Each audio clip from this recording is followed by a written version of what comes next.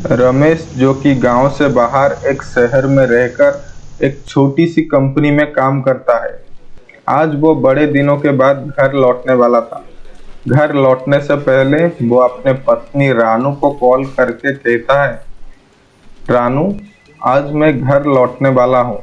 यहाँ रानू भी बहुत खुशी के साथ बोलती है, अच्छा हुआ आप आ रहे हो। मैं भी आपको फोन करने ही वाली थी। गांव में मेला का त्योहार आने वाला है।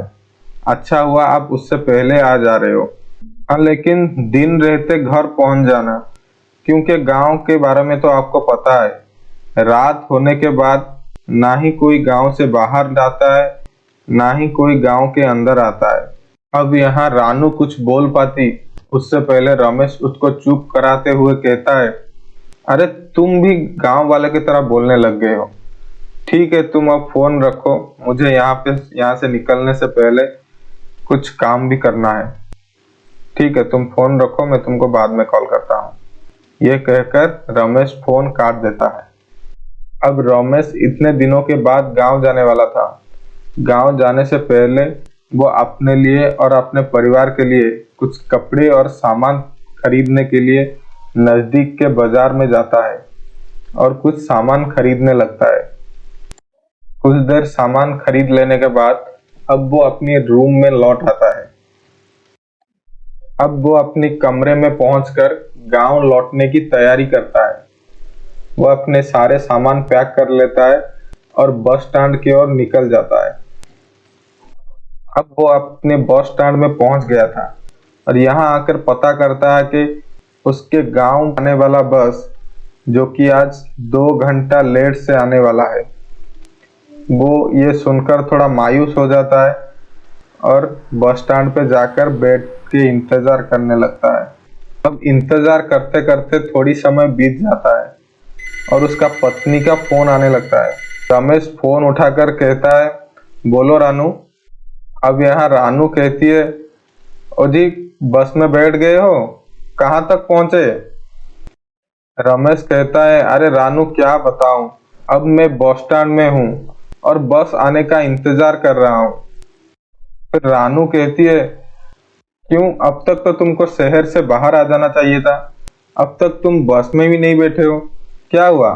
अब रमेश कहता है, अरे रानू, बहुत दिनों के बाद घर जाने वाला था तो इसीलिए थोड़ा बाजार चला गया, कुछ कपड़े और सामान वगैरह खरीदने के लिए।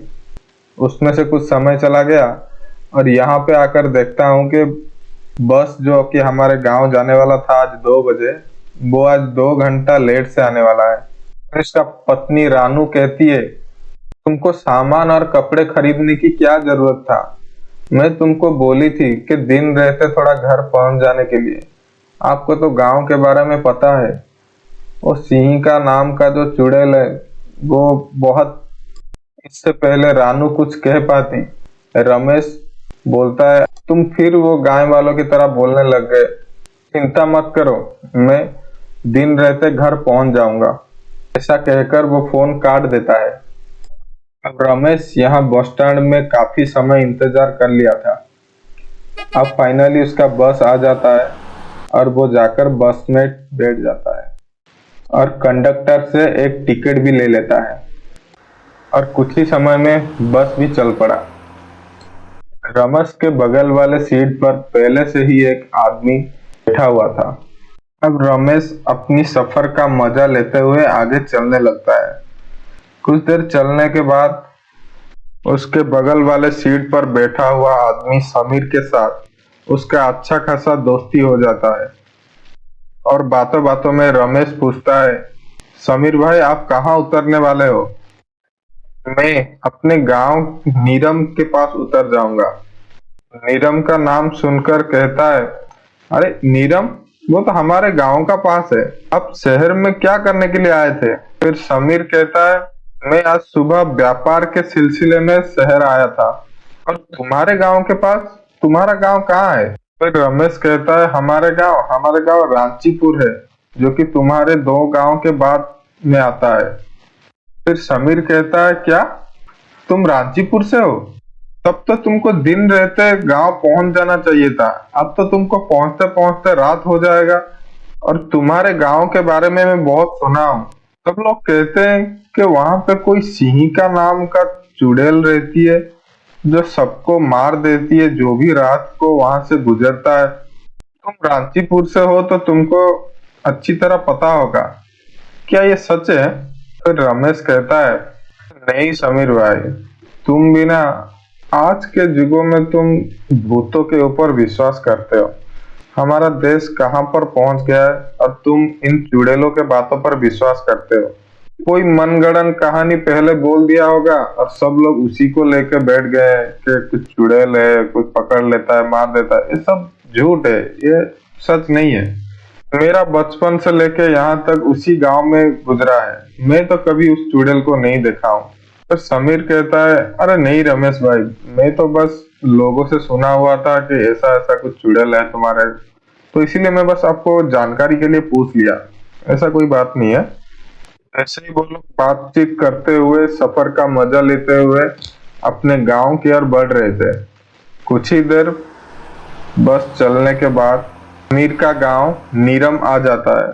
फिर समीर रमेश से कहता है, अच्छा ठीक है भाई, आपसे बात करके बहुत मजा आया। अब मेरा गांव आ गया है तो मुझे यहाँ पे उतरना होगा। ठीक है भाई, मैं चलता हूँ, फिर मिलेंगे। रमेश कहता है, हाँ ठीक है भाई, मुझे भी बहुत मजा आया, चलो ठीक है, फिर मिलेंगे। फिर समीर बस से उतर जाता है। जैसे ही समीर उतरा, उसके 2 गांव के बाद रमेश का स्टॉपेज भी आने वाला था, उसका गांव आने वाला था। वो अपने सामान वगैरह सब पकड़ लेता है और उतरने की तैयारी करता है। इस समय के बाद रमेश का गांव रांचीपुर आ गया था। वो अपना सारा सामान पकड़ के बस से उतरने लगता है। रमेश बस से उतर गया था। अब समय हो रहा था 9:10। रमेश भी कभी सोचा नहीं था कि इतने रात हो जाएगा। अब वो अपने घर की ओर बढ़ने लगता है। वो घर की ओर जाने लगता है। अब वो कुछ ही देर चलने के बाद शमशान घाटी के पास पहुंच गया था। जैसे ही शमशान घाटी के पास वो पहुंचा, उसके मन में बहुत सारे ख्याल आने लगे और उसको भी बहुत डर लगने लगा। ऐसे ही वो डर डर के शमशान घाटी के पास से गुजर रहा था। फिर अचानक किसी लड़की की घुंघरू की आवाज आने लगी। वो घुंघरू की आवाज सुनकर बहुत डर गया था। फिर वो पीछे घूम के देखता है कि पीछे कोई नहीं था। उसको ये आवाज सुनकर डर तो बहुत लग रहा था, लेकिन उसको आगे बढ़ने के अलावा और कोई दूसरा उपाय नहीं था।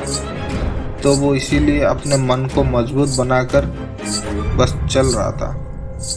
ऐसे ही रमेश 2 कदम चलने के बाद एक काली छाया जो कि उसके पीछे से होकर आगे तक आ रहा था और धीरे धीरे बड़ा भी हो रहा था। ये देखकर रमेश बहुत ही घबरा जाता है और वहां से बैग फेंक कर जोर से भागने लगता है। भागते भागते बहुत दूर वो आ गया था। उसके बाद वो किसी से जोर से टकरा के नीचे गिर जाता है। अब रमेश जिससे टकराया वो और कोई नहीं, बहुत ही भयंकर दिखने वाली सिंहिका ही थी। अब रमेश देखता है खून से लथपथ एक चुड़ैल जिसके पैर हवा में थे। फिर रमेश कहता है, क्या ये सचमुच सिंहिका नाम का चुड़ैल है? यानी कि मेरी पत्नी रानू सही कह रही थी, सचमुच सिंहिका नाम का चुड़ैल कोई है। फिर रमेश अपनी बचाव में जोर जोर से चिल्लाने लगता है, बचाओ बचाओ, मेरे को कोई बचाओ, ये सिंहिका नाम का चुड़ैल मेरे को मार देगी, मेरे को कोई बचाओ। अब सिंहिका भी रमेश के ऊपर हमला कर देता है और बचाव में रमेश वहां से भागने लगता है।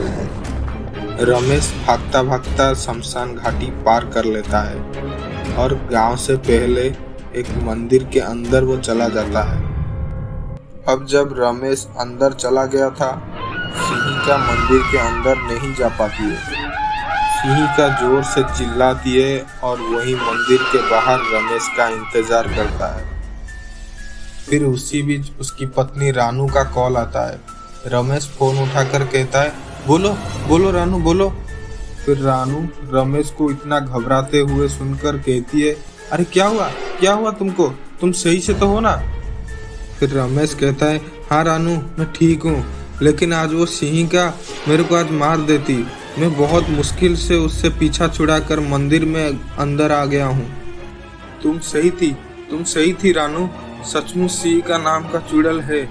आज मैं उसको बहुत नजदीक से देखा हूँ। वो बहुत ही डरावनी और बहुत ही खतरनाक थी। फिर उसकी पत्नी रानू कहती है, हे भगवान, मेरे पति को उस सिंहिका चुड़ैल से रक्षा करना प्रभु रक्षा करना। आप एक काम कीजिए, आप मंदिर के अंदर आज रात में रह जाइए। आप मंदिर से बाहर मत निकलना। कल सुबह होते ही आप घर आ जाना। फिर रमेश उस रात मंदिर में ही सो जाता है। अब आगे क्या होने वाला है? क्या रमेश सही सलामत घर पहुंच जाएगा? क्या सिंहिका खाली हाथ लौट आएगा? आगे जानने के लिए आप हमारे दूसरे भाग आने का इंतज़ार करें और आप हमारे चैनल को सब्सक्राइब करके बेल आइकन दबा दें ताकि जब भी हम नया वीडियो अपलोड करें आपके पास नोटिफिकेशन आ जाए।